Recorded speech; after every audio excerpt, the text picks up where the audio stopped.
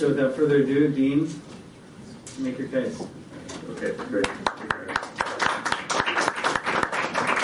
Well, this is really great. It's really a first for me because I'm not really in the habit of defending the Fed. I think the people at the Fed probably wouldn't think of me as their great defender. I was once described Ben Bernanke as the school bus driver who comes to work drunk, swerves into the lane of oncoming traffic, kills all the students on board, and then comes back to work the next day.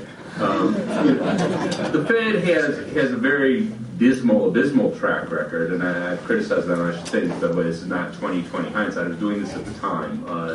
The reason we have the downturn we have today, that we have the unemployment, that we have people losing their homes, is because we had a huge housing bubble that the Fed just ignored. All the signs were there. They should have seen that they didn't see it, or if they did see it, they decided it wasn't important. And as a result of that, we have, really a disastrous situation for tens of millions of people across the country.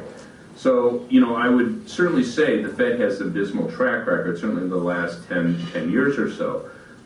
Also, in terms of the institutional structure, and I'll come back to this in a moment, I think we very much have to change the institutional structure. And if you need to be convinced of that, how many of you have seen the transcripts from 2006, the Fed You don't all read this? There we go. We got some people read it. I encourage you to read it. Not that you'd read it line for line, but one of the things you'll see, 2006, the reason it's important, two reasons.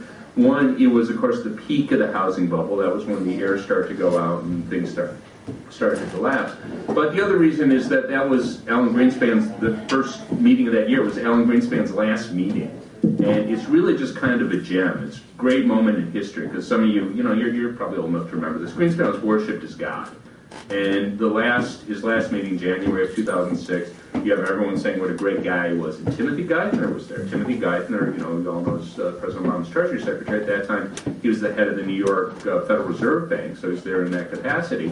And he tells Greenspan, he goes, let me just say, I really think you're a terrific guy, and I think when history, looks back on this 20, 30 years from now, they're going to think you're even more terrific than we do today.